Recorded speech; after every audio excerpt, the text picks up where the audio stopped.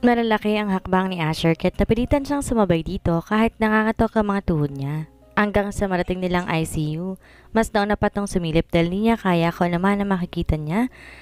Nang hindi siya makatagal ay lumapit na rin siya, dahan-dahan. Kinakabahan man tumingkad siya para makita ang ginagawa sa loob. Napapalibutan ang anak niya ng mga nurses at ni Dr. Mariano. Maya-maya nakita niyang itinaas ni Elora ang kanang kamay. Agad na nakasuot ni Kiana ang mga mata para nabitin ang mga luha niya sa pagtulo. Asher, nakikita mo? Kanda-otal siya. Yes, babe. Totoo ba? Napatakip siya sa bibig lalo na nang itaas ni Elora ang kaliwang braso na tinapik ng doktor. It's true. Napatulan siya sa tuwa at tuluyang nalaglag ang mga luha. Wala sa sariling humarap siya kay Asher at yumakap dito. Tsaka masayang tumalon muli. She's awake! She's awake! Gising na siya!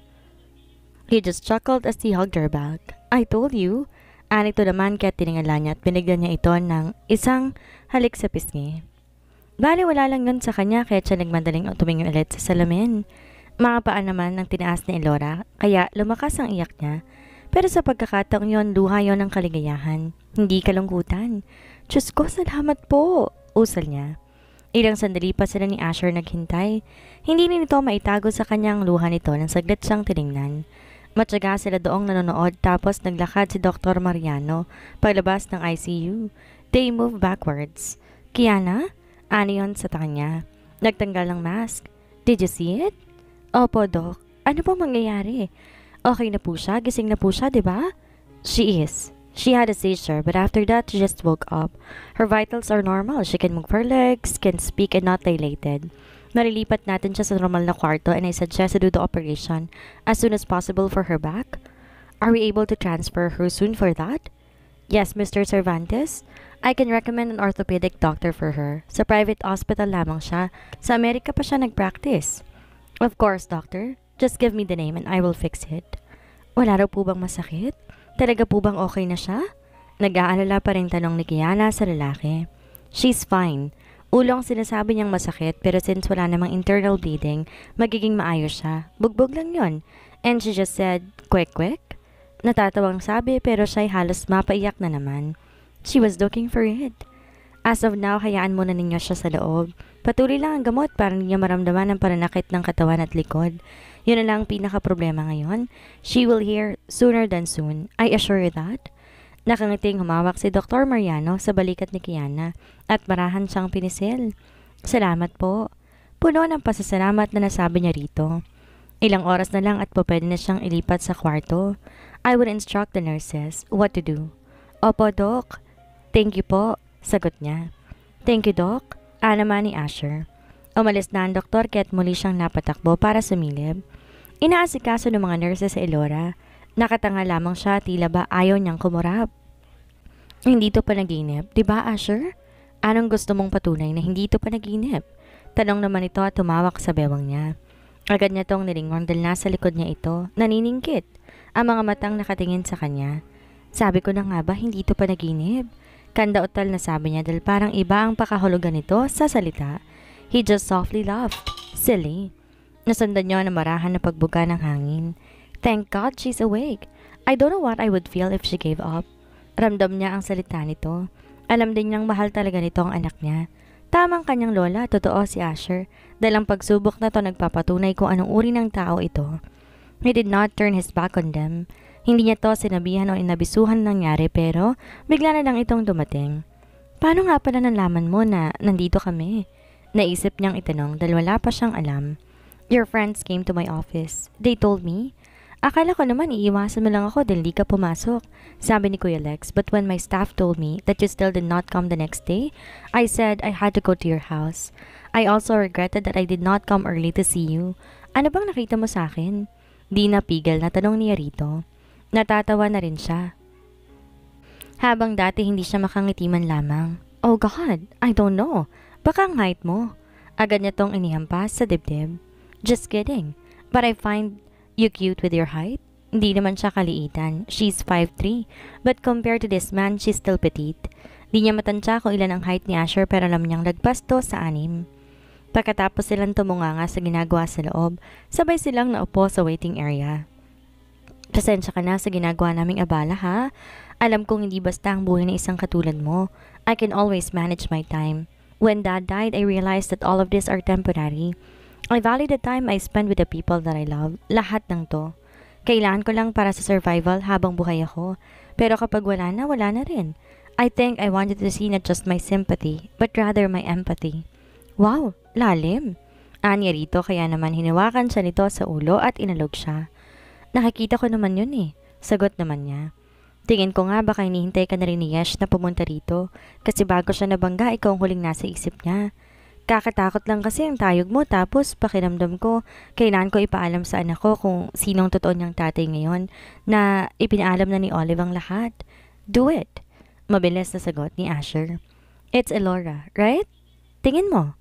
Nakatinging tanong niya rito. Tumango ang binata sa kanya. Pero wag mong hahayaan na dahilan ang apelido. Bakit?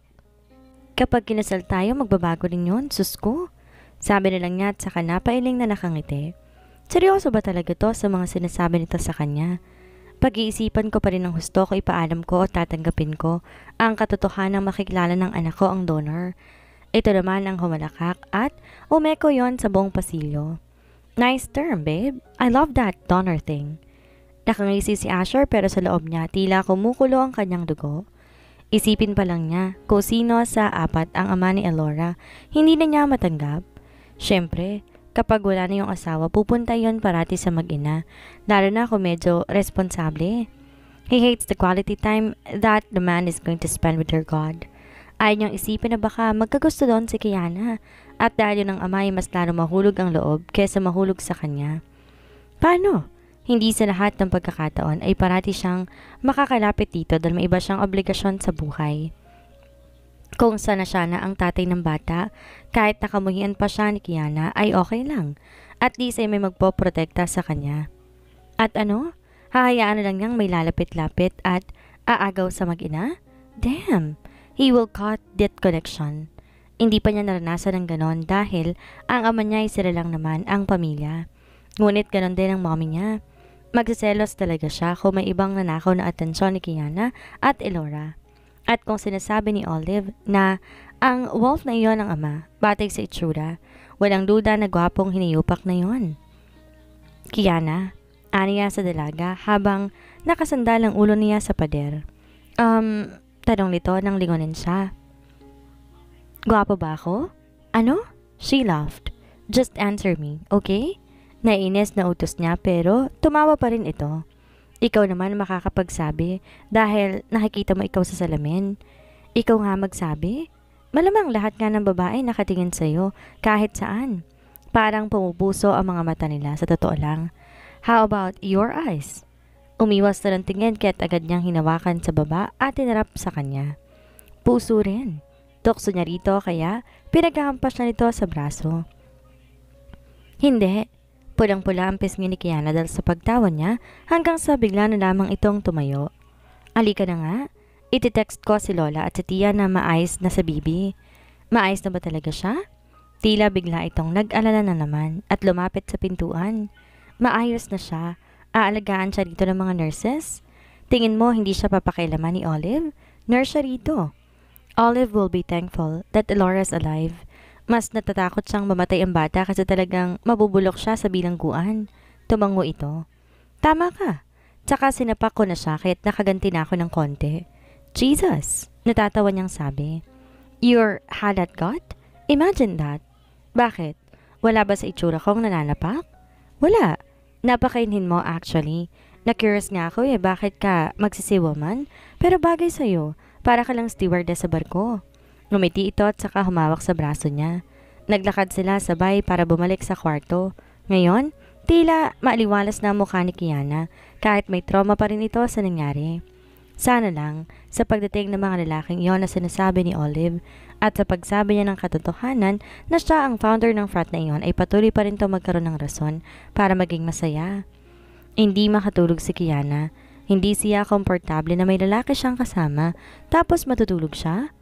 Pumikit lang siya kunwari pero hindi niya kayang magtiwala ng husto. Baka siya pakailaman ni Asher? Tumingin siya sa bintana na nagbabasa ng dyaryo sa sofa pero nagulat siya dahil tulog na ito at humihilik pa. Nang mahina, Ang diary nitong hawak nasa tiyan nakapatong. Napangiti siya. Ano bang iniisip niya? Asher is totally harmless. She had proven that so many times. Parati silang napag-iisa ng dalawa pero hindi naman siya nito napagsamantalahan. Ngayon pa ba niya iisipin na may gagawin tong di maganda sa kanya? Bumaba siya sa higaan para masigurong tulog ito. Dumapit siya at sinipat ito na osto. His shirt was pulled to the other side.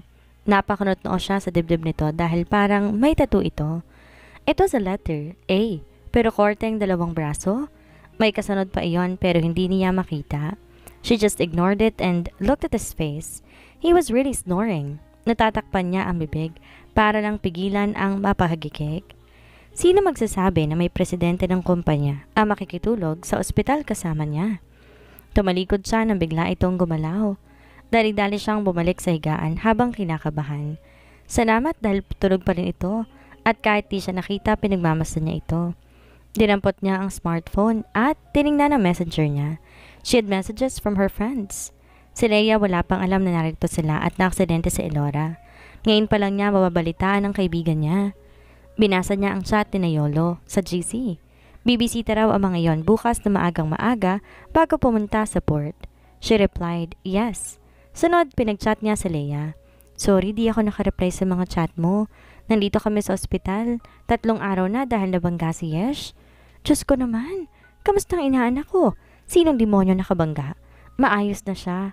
Salamat sa Diyos at nagising na siya. Si Oliver nakabangga sa kanya, Leia. De la Peña? Oo. Sus ko, ang sarap i-salvage ng walang hiyang yun ah. Mula noon hanggang ngayon, kamalasan ang dala sa buhay mo. Pupunta ako bukas dyan. Pwede na ba? Pwede na. Sinong kasama mo dyan? Nasaan si Lola? Wala si Lola. Si Asher ang kasama ko. May pinagsentong sticker na nanlalaki ang mata kaya't natawa siya na mahina. Nox ha? Pusbuso na si Bossing ha? Legit na ba? Sabi niya. Oo pero nakaka-nervyos pa rin. Tamo naman ang layo na agwat namin sa buhay. Nako, usong prenup girl. Gora ka na kasi mukhang mabait naman. May isa pang problema. Si Olive. Sabi ipapaalam sa 4 na lalaki sa initiation ang tungkol sa anak ko. Then what? Yung mga gumalaw kamo sa'yo, 4 ba? 4 daw. Sasabihin daw niya. Kilala niya, Leia? At ngayon pa talaga niya naisip yan. Gaga siya. Ano? Maghuhugas sa kamay siya para sa kasalanan niya sa'yo? Too late. Galit na naman ito. Sa tuwing na pag-uusapan talaga nila si Olive kahit noon pa. Eh ikaw, gusto mo pa ba to? Hindi ko nga alam eh. Galit na galit ako sa mga taong yon, alam mo yan. Let them die. Sagot pa ulit nito. Napaisip siya na matilihan siya sa pagsagot sa kaibigang matalik. She shut her eyes. Bahala ng Diyos sa mangyayari.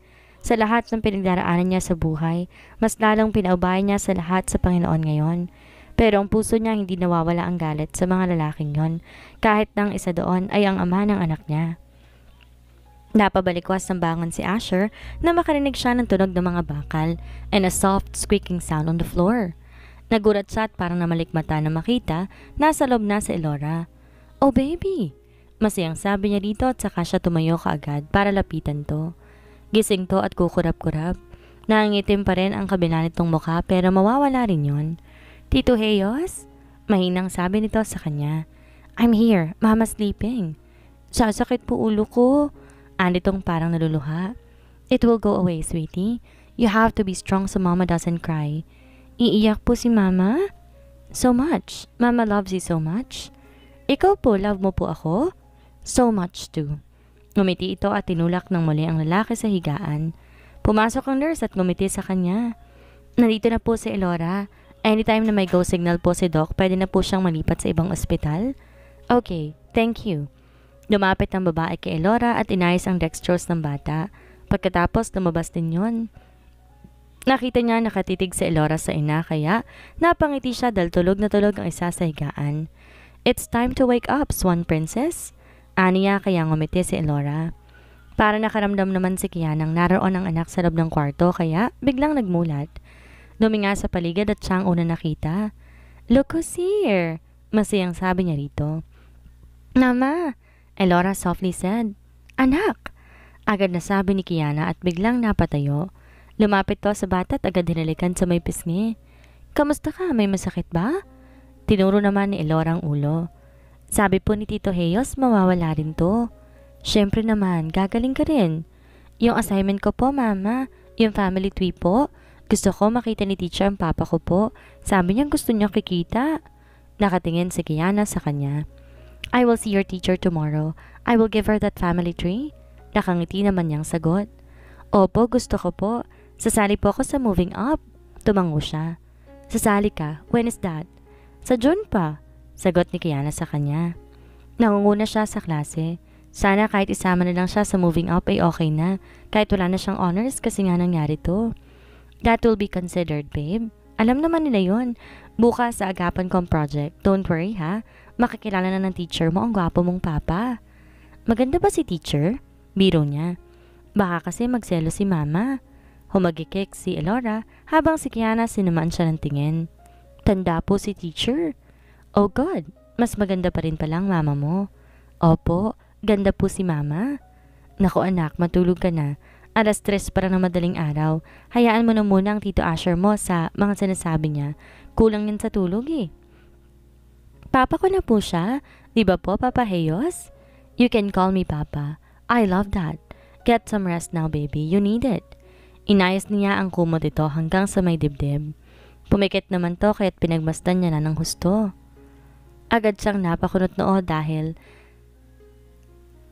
parang bigla niyang nakita ang mukha ng ina niya ng dalaga pa iyon. Nakasuot ng turban. Masyado na siyang kulang sa tulog. Bigla na lang siyang dinadalo ng kanyang namayapang ina kahit nagising siya. Mukha kasing turban ang benda ni Elora sa ulo at kahit may pasa ito'y napakakit pa rin ito. Kaya niya man lang naalala ang ina niya dahil sa makakapal na kilay ng bata at maranantik na pilik mata.